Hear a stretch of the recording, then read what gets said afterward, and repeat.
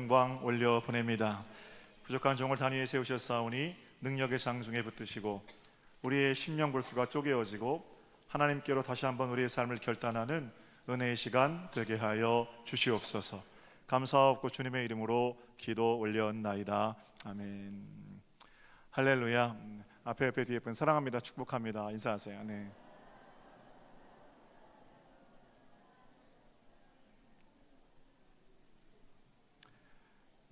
저희 교회도 베트남 또 필리핀 이런 곳에서 시집 오셔서 신앙생활 하시는 분들이 몇 분 계십니다. 남편과 아이들과 함께 시부부들을 모시고 참 잘 살아가고 있는데요, 작년 12월 달에 가천문화재단에서 시행한 심청효행대상이라는 상을 시상했다고 그러죠. 2013년에 베트남에서 한국으로 시집온 팜티마이라는 분이 다문화 효부 본상을 수상했다고 합니다. 팜티마이 씨는 본인이 임신 중인데 대장암에 걸려있는 시할머니를 지극정성으로 모셔서 본상 후보에 올랐고, 그리고 다문화 효부 부분 본상을 수상했다고 그럽니다. 이 베트남 사람들이 어르신들 잘 모시나 봐요. 그런가 하면 제가 지난달 뉴스를 검색해 보니까 경남 밀양에서 마을 어른들이 효부상을 상신해서 박정연이라는 분이 효부상을 받았다고 그러는데, 한국 이름이지만 이분도 한국 이름으로 바꾼 귀화한 2005년도에 베트남에서 시집 오신 분이랍니다. 사랑하는 남편 잘 섬기고 세 자녀를 키우는데 홀로 계신 시아버지를 얼마나 지극정성으로 모셨는지 마을 사람들이 다 뜻을 모아서 저런 며느리는 상을 줘야 합니다. 상을 받았고요, 상 받은 날 온 마을 잔치를 열어서 축하하는 그런 일이 있었다고 그럽니다. 듣기만 해도 또 읽기만 해도 훈훈한 그런 소식들입니다. 자기 엄마나 자기 아버지에게 잘하는 것은 인간 됨됨이가 어느 정도 되었다면 그건 하지요. 그러나 남편의 어머니 또는 아내의 어머니, 남편의 아버지나 아내의 아버지, 그것도 피부색이 다른 시어른들을 정성껏 모신다는 건 쉬운 일이 아니지요. 열심히 돌보아도 내게 돌아올 것 별로 없는데 그분들을 지극정성으로 모시는 건 더 어려운 일이겠지요. 그런 차원에서 본다면 만약에 여러분 가정에 내가 나를 잘 섬겨도 별로 해줄 것도 없는데 나를 잘 섬기는 사위라든지 며느리가 있으면 그 사람들은 분명히 하나님께서 내게 보내신 사람들입니다. 동시에 우리는 누군가에게 하나님께서 그 사람에게 보낸 천사가 될 수도 있겠죠. 올해는 속회 때 모일 때마다 또 여러분들이 같이 예수 그리스도 안에서 말씀을 나눌 때마다 며느리 자랑 좀 많아졌으면 좋겠고요, 시어머니 자랑 좀 많아졌으면 좋겠어요. 복된 교회가 되기를 주님의 이름으로 축복합니다. 얼굴이 참 좋으신 분들도 계시고 또 시어머니 며느리 얘기하려고 그러나 보다 얼굴이 굳으신 분들도 계세요. 성경에도 이런 흐뭇한 얘기들이 있습니다. 우리가 잘 알고 있는 나오미와 룻의 이야기입니다. 룻기는 참으로 아름다운 동화 같은 얘기입니다. 그래서 우리가 룻기를 처음부터 길지 않으니까 쭉 읽어보면 한편에 아름다운 시어머니와 며느리의 사랑 이야기를 읽은 것 같은 그런 느낌을 가지게 됩니다. 그런데 정작 룻기가 말하고자 하는 내용은 그렇게 낭만적이거나 동화 같은 내용만은 아닙니다. 룻기의 배경을 보면 포로 생활을 마치고 돌아온 사람들 얘기거든요. 포로 생활을 마치고 돌아와 보니까 고향 땅이 완전히 폐허가 되어 있습니다. 성전은 다 무너졌고 그들은 그 땅에서 밭을 일구어 살아갈 힘도 없고 백성들의 마음은 여기저기로 분심되어 있고, 그러니까 돌아오기는 했는데, 그래서 고레스의 칙령에 의해서 그들이 고향 땅을 찾기는 했는데 그 고향 땅에서 살아갈 길이 막막하다는 겁니다. 그때 활동했던 선지자가 여러분 잘 아시는 에스라, 느헤미야 이런 선지자들입니다. 무너진 성전을 수축하라. 에스라와 느헤미야는 성전을 중심으로 이스라엘 백성들의 정신을 먼저 세우는 것을 나라 회복의 첫 번째 과제로 삼았습니다. 성전을 중심으로 그들의 신앙과 내면을 바로 세우는 일을 감당하려면 어떻게 해야 되냐면 우리는 단일 민족이라는 것을 강조해야 합니다. 그래서 포로 생활에서 돌아온 백성들이 가장 먼저 했던 것은 종살이하면서 이방 여인 또는 이방 남자와 결혼했던 사람들에게 이방 여인들과 절연하세요, 이혼하세요, 이렇게 종용했습니다. 그리고 이방 여인들과 끊어내는 방법들로 민족의 기틀을 세우려고 했던 사람들을 잘했다고 칭찬하는, 그들의 민족 정신을 고양한다는 이유로 이방혼을 금지할 뿐만 아니라 이미 혼인한 자들에게 그런 것들을 하지 못하게끔 하는 것이 행행하던 그런 시대였다라는 겁니다. 이방 민족을 적대시하는 것은 물론이고 민족 정기를 세우는 방법으로 선택받은 민족이라는 자존감, 또 그들의 어떤 국가의 정신들을 세우려고 했던 겁니다. 그런데 룻기는 그 주인공이 이방 여인입니다. 룻기를 통해서 하나님께서는 당신의 믿음의 족보를 이어가시겠다, 이렇게 하는 겁니다. 룻기 자체는 아름다운 얘기지만 룻기에 나와 있는 시어머니 나오미와 며느리 룻의 그 아름다운 사랑 이야기에 담아서 뭘 얘기하고 있는 거냐면, 그들만의 천국, 순혈주의, 혈통으로 자연스럽게 믿음이 이어져 갈 거다라고 말하는 사람들에게 비수를 날리고 있는 거죠. 그게 아니라는 거예요. 하나님의 역사는 당신들이 말하는 그런 방법으로 제한되지 않는다라는 것을 룻기는 역설적으로 우리에게 이야기하고 있습니다. 자, 이 정도 하고요. 배경 얘기는 이 정도 하고 얘기 속으로 한번 들어가 보겠습니다. 나오미는 룻의 시어머니입니다. 이스라엘 땅에 오랜 기근이 있었고 나오미는 남편과 아들 둘, 그렇게 네 식구가 모압 땅, 지금의 요르단 지역입니다. 모압 땅으로 이주해 갔습니다. 낯선 땅에서, 제가 좀 빨리빨리 요약을 할게요. 낯선 땅에서 남편이 먼저 죽습니다. 이제는 자기와 아들 둘만 남습니다. 그러나 나오미는 견딜 수 있었습니다. 남편은 죽었지만 그에게는 장성한 두 아들이 있었기 때문에 아들들을 의지하여 그 슬픔을 잘 견뎌냈습니다. 그리고 그 땅에서 아들들은 각각 오르바와라는 여인과 룻이라는 여인을, 이방 여인을 아내로 맞아들여서 결혼을 하게 되지요. 행복한 결혼 생활이었습니다. 그러나 그것도 잠시뿐 두 아들들도 아버지를 따라서 먼저 죽게 됩니다. 누구누구 남았어요? 나오미와 외국 며느리 두 명만 남은 거예요. 오르바와 룻입니다. 참으로 기구한 운명이고 이제 나오미는 판단을 해야 합니다. 여인들 셋이서 이 타향에서 험난한 세월을 견디며 살아갈 것인가, 각각 친정으로 돌아갈 것인가. 마침 들려오는 소식이 있는데 고향 땅에 기근이 끝났다, 이런 소식이 들리게 됩니다. 그리고 거기에는 나오미를 돌보아줄 친척들이 아직 살고 있습니다. 나오미는 결심하기를, 내게도 고향이 있듯이 나는 거기 돌아가 살면 되지만 며느리들은 어떡하나, 며느리들도 이 땅에 친정이 있으니 친정으로 돌려보내야 되겠구나 하고 며느리들을 축복하면서 그들의 친정으로 돌려보내지요. 과부 마음은 호라비가 안다고 그랬던가요?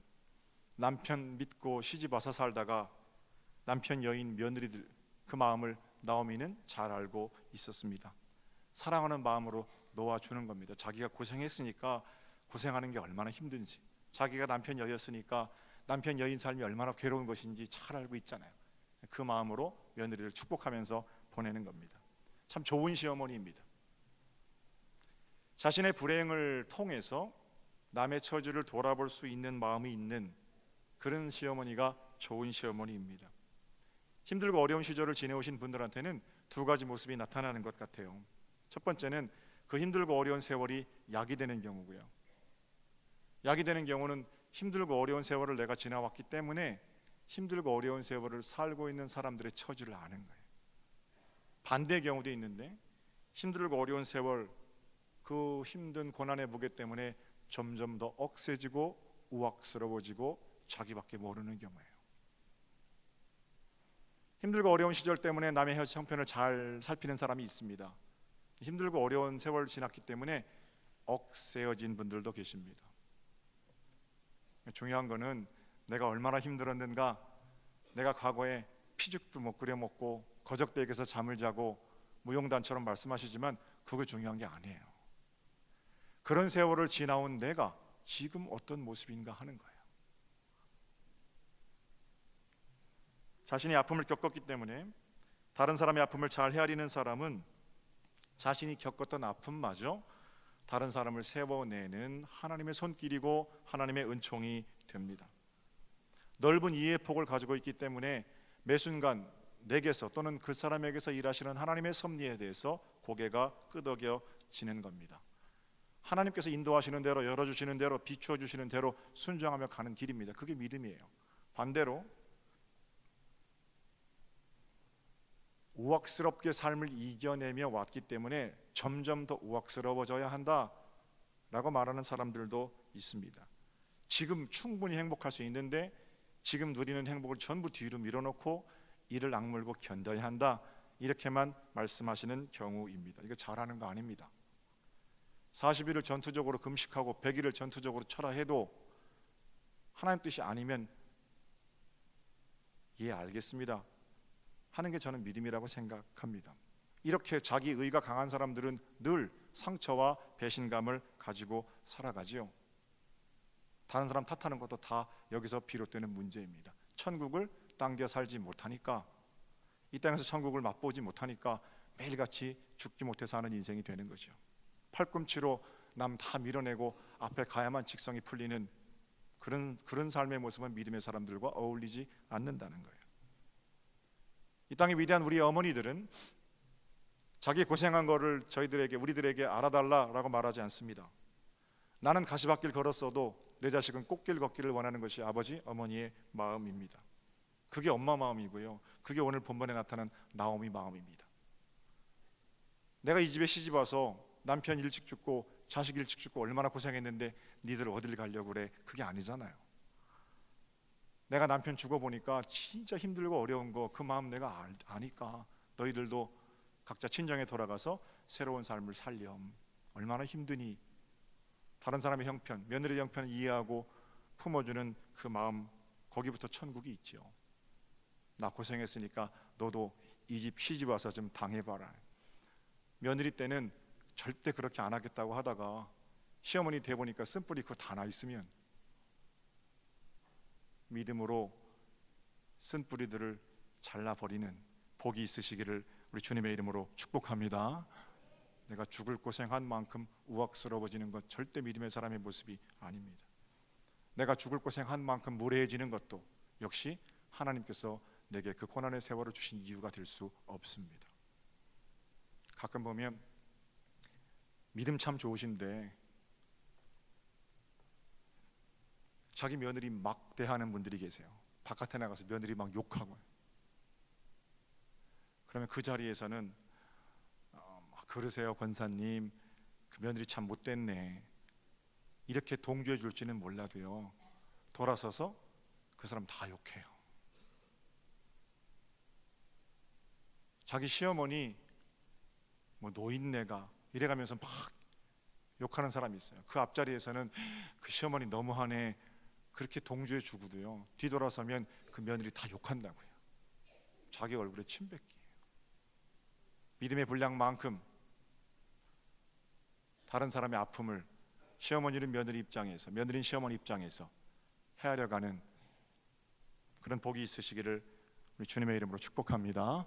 자, 나오미는 좋은 시어머니입니다. 며느리의 아픔을 자기 아픔으로 생각하고 사랑하는 며느리를 축복하면서 보내려고 합니다. 자, 그 장면에서 오르바는 큰 며느리예요. 어머니 혼자 어떻게 사시려고 그러세요? 그러나 어머니 가라고 하시니 제가 친정으로 돌아갈게요. 어머니 행복하세요. 빠이빠이. 그리고 가요. 이 대목에서 우리는 오르바를 욕할 수 없습니다. 둘째 며느리 룻은 네 차례다. 네 동서도 갔으니까 너도 네 친정으로 돌아가서 부디 행복하게 살아다오. 이렇게 말하는 어머니에게 룻이 뭐라고 하냐면 16절입니다. 룻이 이르되 내게 어머니를 떠나며 어머니를 따르지 말고 돌아가라 강건하지 마세요. 어머니 가시는 곳에 저도 갈 거예요. 어머니 머무시는 곳에 나도 머물 거예요. 어머니의 백성이 내 백성이고 어머니의 하나님이 내 하나님이세요. 이렇게 룻이 고백합니다. 높아심에 말씀드립니다만 오르바가 나쁜 며느리가 아닙니다. 그럼에도 불구하고 오르바와 룻 사이에는 차이점이 있지요. 어떤 차이점이 있습니까? 오르바는 자신의 처지를 비관하고 슬퍼하기는 했지만 시어머니의 형편까지 헤아리지는 못했습니다. 그런데 룻은 시어머니 나오미가 자기들의 처지를 아파하는 것처럼 자기 자신도 시어머니의 처지를 아파했다는 거예요. 우리는 고향으로 돌아가서 열심히 살면 살 수 있는 젊음이라도 있지만 우리 어머니는 나 떠나면 늙은 몸 가지고 어떻게 살아갈까? 고향까지 잘 돌아갈 수는 있을까? 이게 룻의 마음이에요. 우리는 남편 죽어서 너무 힘들고 어려운 눈물의 세월을 살았는데 우리 어머니는 남편도 죽고 자식도 죽었는데 그 마음의 상처와 슬픔이 얼마나 클까? 자기도 슬프지만 자기보다 더 큰 슬픔 만난 사람 만나서 위로하는 거예요. 그 슬픔 가지고. 자기 아픔에 갇혀서 지내는 사람이 있어요. 하나님 앞에서도 마찬가지예요. 맨날 자기 알아달라고 하는 사람들이에요. 그런데 자기가 당한 아픔으로 다른 사람의 상처를 돌보는 사람들도 있습니다. 룻입니다. 룻은 어머니 하나님이 내 하나님입니다, 어머니 백성이 내 백성입니다 고백하고 17절에 이런 고백까지 덧붙입니다. 어머니께서 죽으시는 곳에 나도 거기 죽겠습니다. 만일 죽는 일 외에 내가 어머니를 떠나면 하나님께서 내게 벌을 내리실 겁니다. 여러분, 제가 이 대목을 읽는데요, 야, 이런 며느리가 우리 아들 며느리가 됐으면 좋겠다 그런 생각 들더라고요. 말이라도 이게 얼마나 고맙습니까? 어머니 죽으면 나도 죽는 거예요. 어머니 살아계셔야 내가 사는 거예요. 어머니 저 안 떠날 거예요.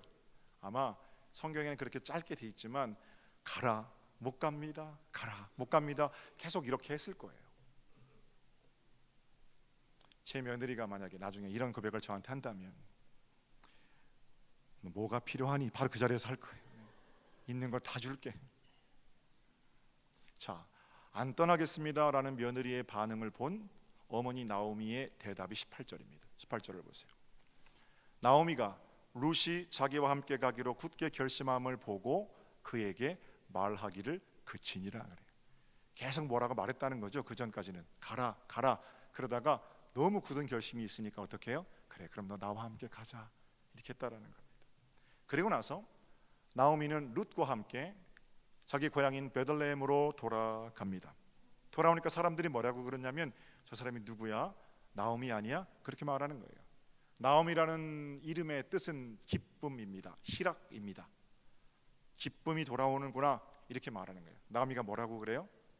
너희는 나를 기쁨이라고 부르지 말아라, 마라라고 불러라 그래요. 마라라는 건 쓰다라는 거예요. 슬픔이라는 겁니다. 너희는 나를 기쁨이라고 부르지 말고 나를 슬픔이라고 불러다오.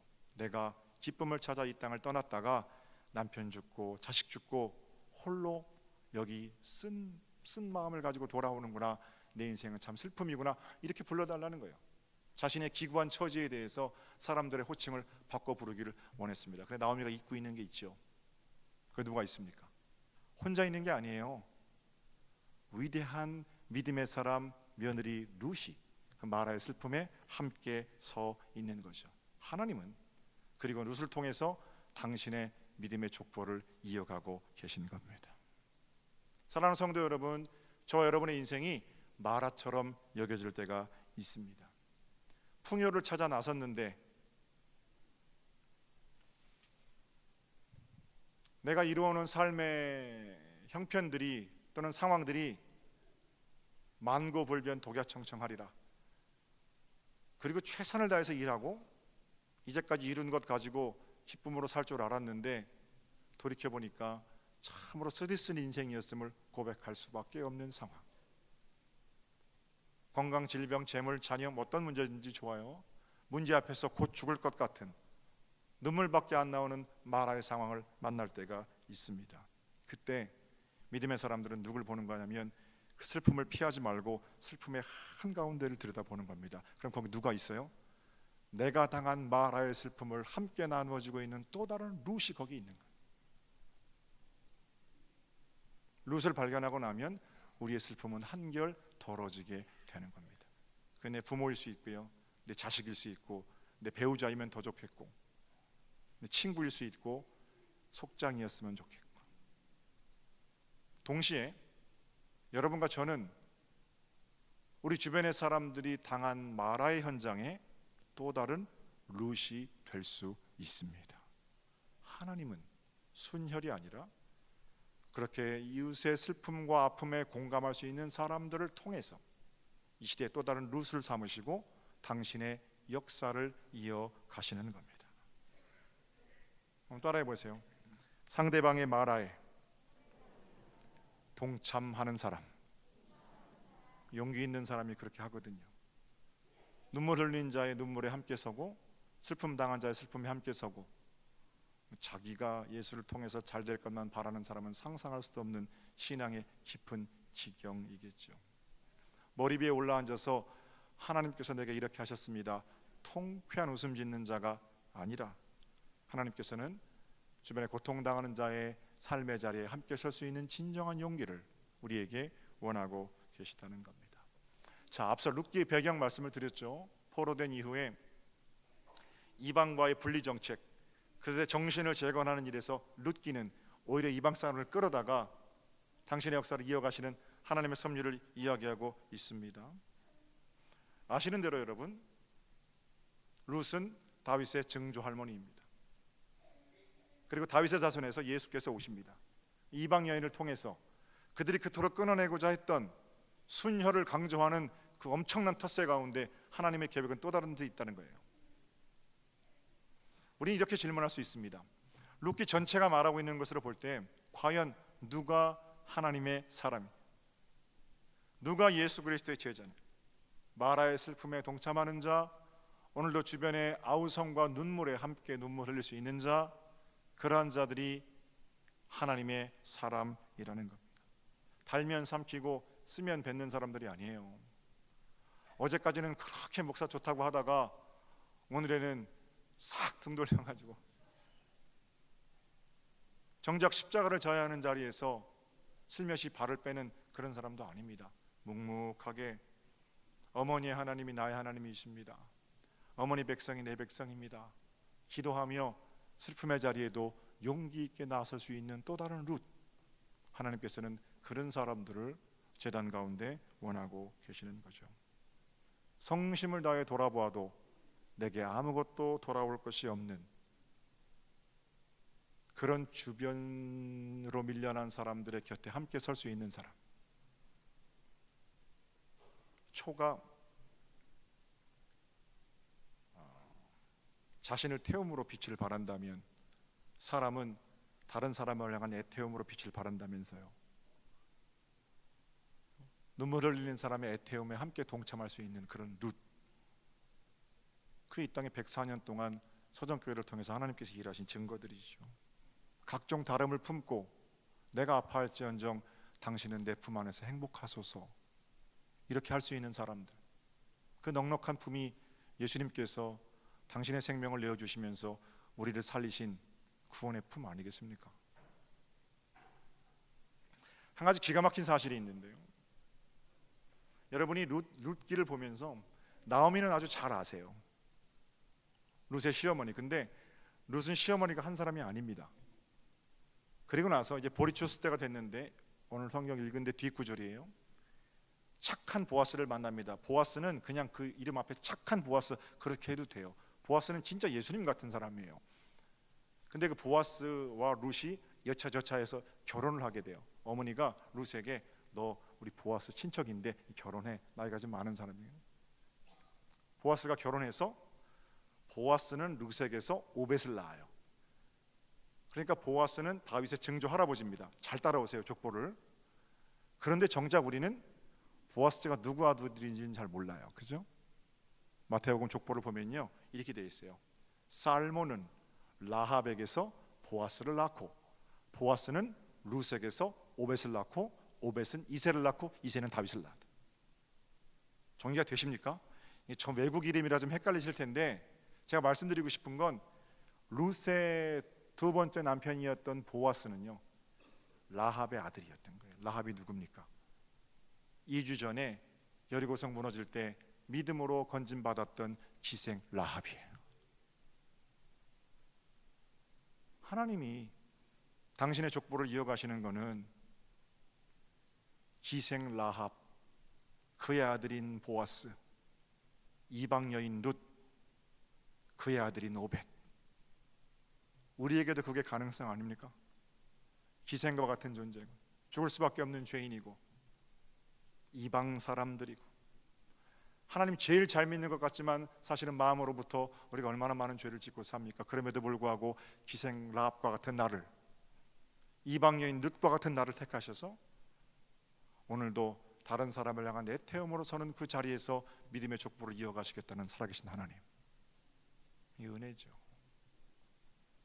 이거 자꾸 잊어버리면 하나님은 순혈을 좋아하십니다. 이 얘기만 하게 돼요. 순수해야 합니다. 그러나 그 순수함은 피의 순수함과는 관련이 없어요. 영적 순수함, 영적 순결함, 다른 사람이 내 안에 들어갈 수 있는, 다른 사람의 아픔에 공감할 수 있는 사람을 향한 애태움을 가지고 있는 자.